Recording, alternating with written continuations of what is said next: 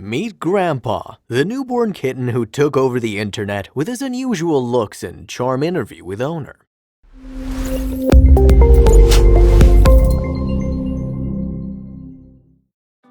A few weeks ago, Stephanie Medrano, a parent foster for Stray Cat Alliance, was informed about an unusual kitten born just a few hours prior.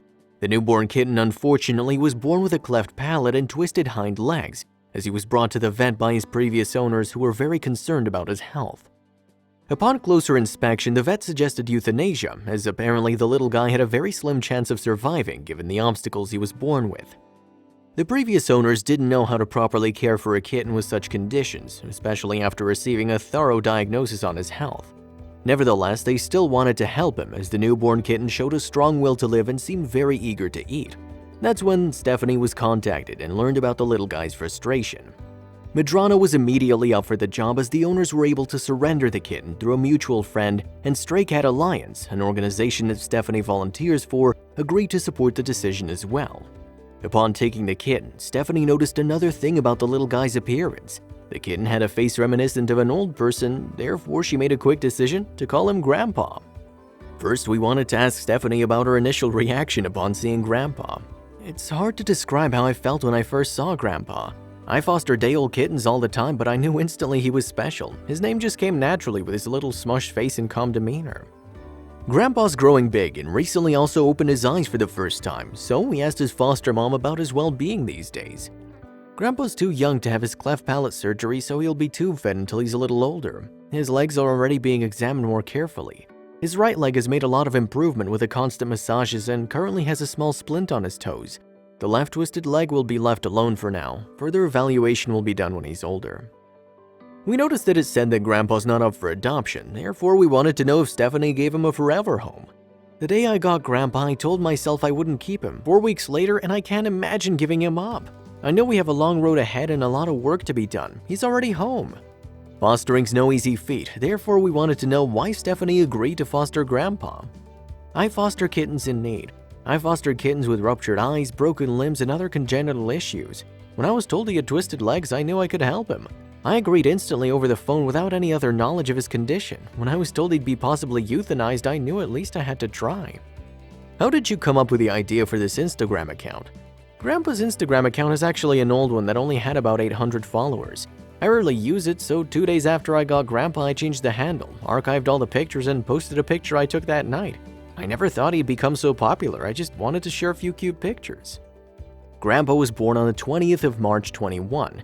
When the owners discovered that his legs were twisted, they decided to take him to a vet who then discovered he had a cleft palate, Stephanie told Bored Panda. What's your daily routine when it comes to taking care of the kitten? Grandpa's daily routine has changed as he grows older. When he was under 2 weeks, he needed to be fed every 2 hours round the clock. He aspirated a couple of times, so he was on an antibiotic, which he got twice a day. I massaged his legs for a few minutes at every feeding and for longer periods of time in the evening. Now he's fed about every 3 to 4 hours and his right leg is stretched. His current splint will be taken off in a couple days and based on progress will continue to wear a splint for an additional week. What has been the hardest part so far in the whole fostering process? Fostering Grandpa has been difficult for a few reasons. Constant stress and concern for his well-being. Tube feeding a kitten long-term comes with many challenges. A kitten can't tell you when you haven't fed enough or when you're feeding too much. As Grandpa gets older, it becomes more uncomfortable for him, which makes it more difficult to do. Small kittens are very sensitive and can become sick very easily. Massaging his legs is also uncomfortable for him, and I worried about his progress and if I was doing enough. Some days he did great with feedings and massages and others not so good. Waking up every 3 hours to feed him is tiring as well. I think about him all the time, not only because he's adorable, but because I constantly stress about his health. All totally worth it. I have a support system of friends and family, and now his little Instagram family who doesn't miss a post. How did you start fostering? I started caring for stray kittens at a very young age, but officially fostered my very first set of bottle baby kittens in 2016 from Stray Cat Alliance. The vet suggested euthanasia because of his slim chance of survival. Secondly, with his twisted legs, Grandpa's less likely to maneuver around on his own to find his mom's nipple. He needs to be tube-fed, which means a feeding tube because he'll aspirate if fed with a bottle, and his twisted legs need to be massaged every couple of hours. The twisted leg syndrome is from his tendons being short, which pulls his leg backward. Stretching his legs will help elongate the tendon, and as he grows, hopefully his legs will start to adjust on their own.